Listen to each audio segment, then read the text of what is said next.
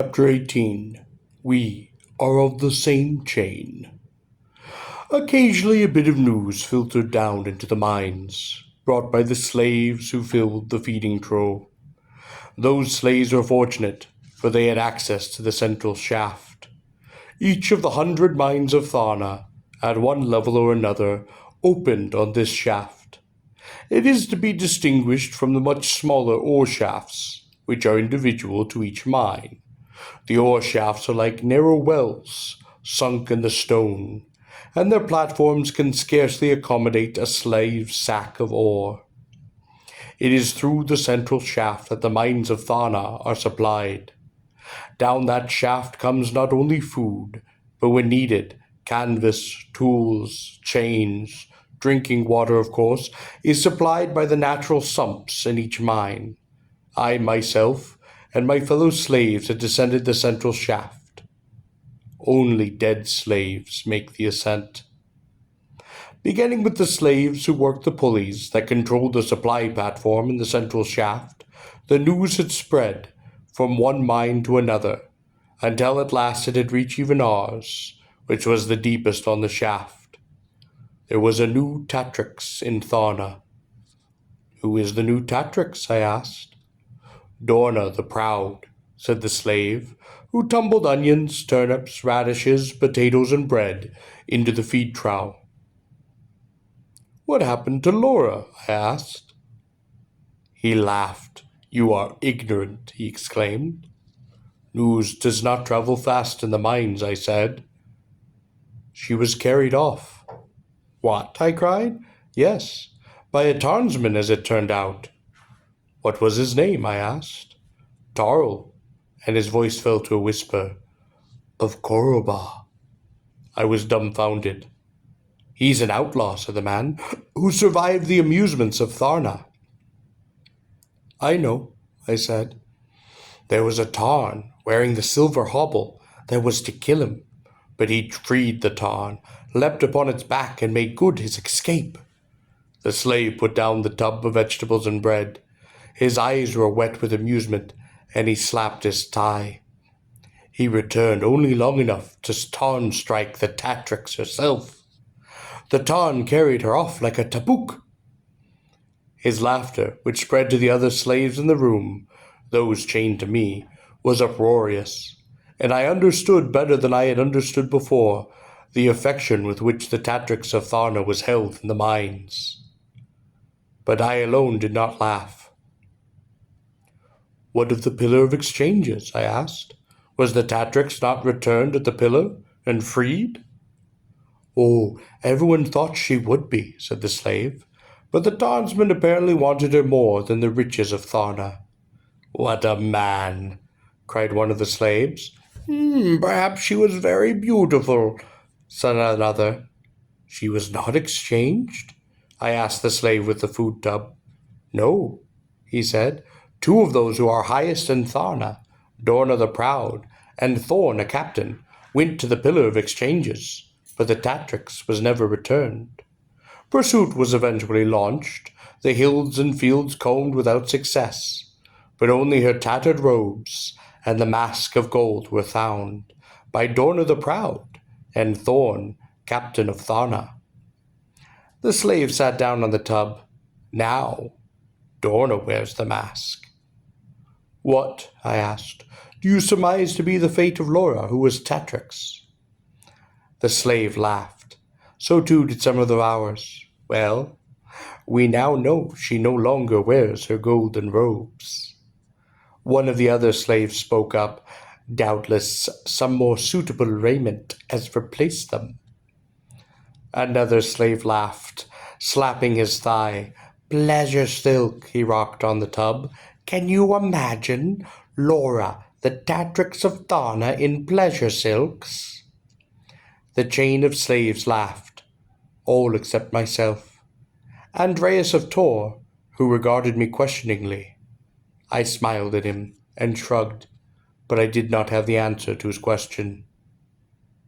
Little by little I tried to restore the self-respect of my fellow slaves. It began simple enough, at the feeding trough, when I began to encourage them to speak to one another, to call one another by their names, their cities. And though we were men of different cities, we shared the same chain and trow, and they accepted one another. When one man was ill, others saw that his ore sack was still filled.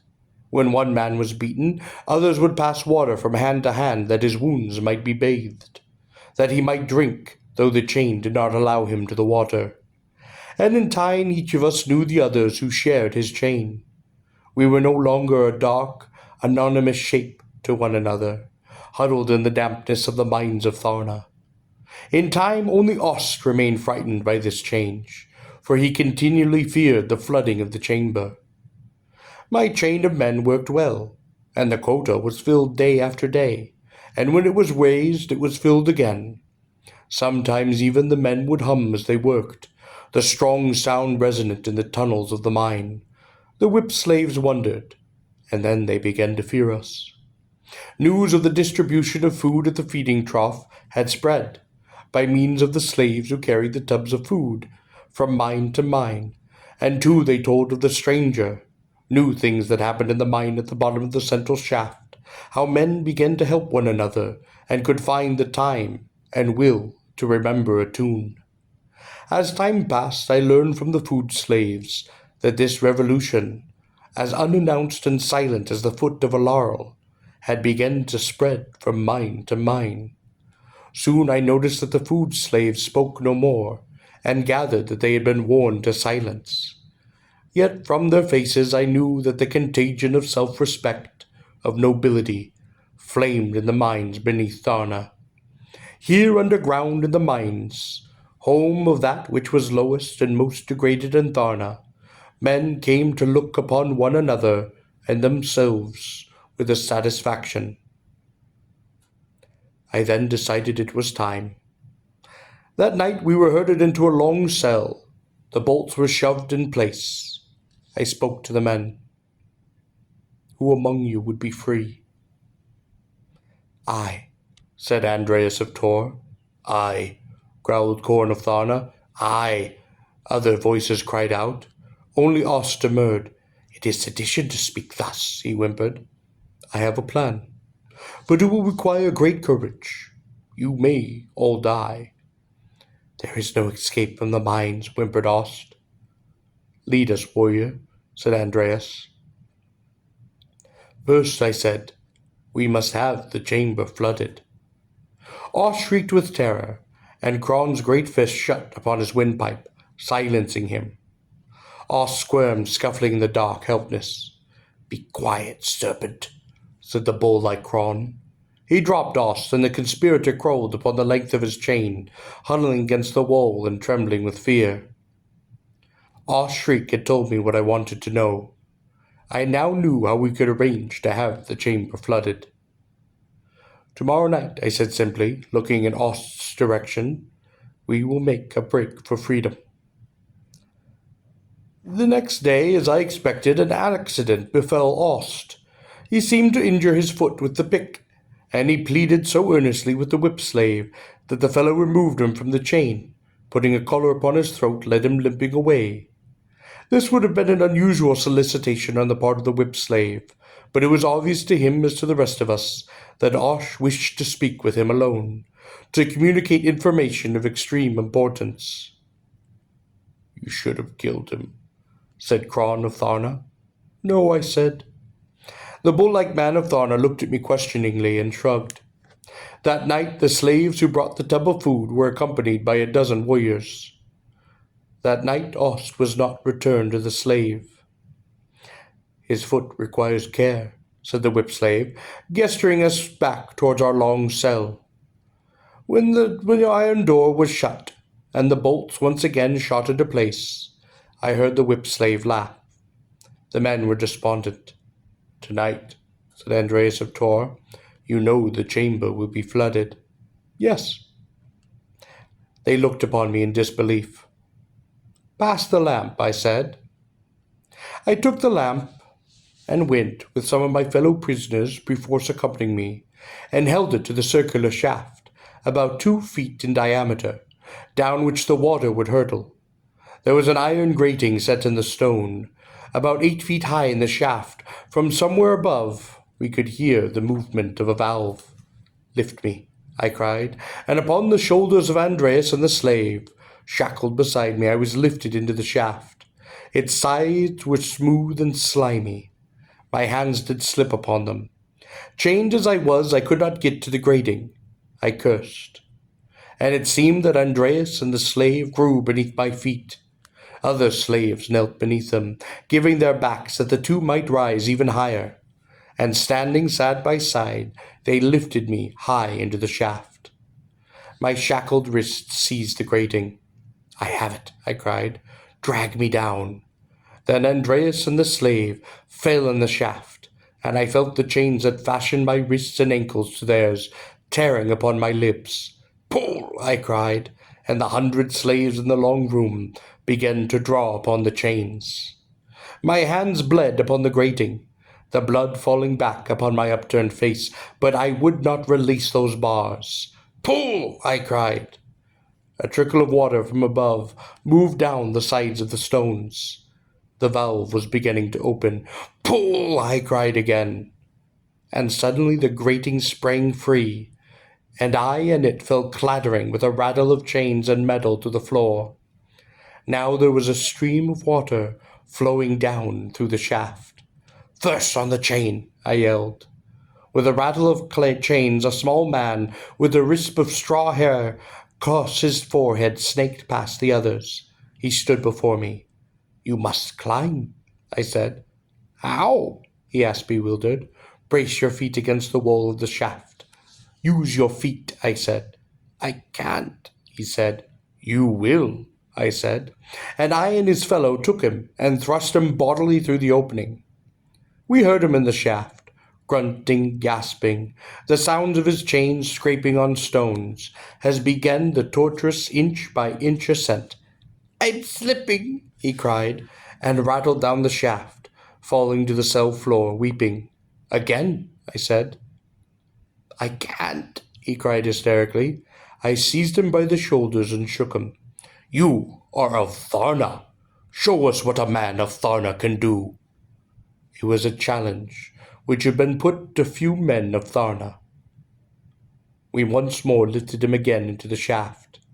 I set the second on the chain beneath him, the third on the chain beneath the second. The water was starting to slosh through the aperture now, in a stream about as wide as my fist.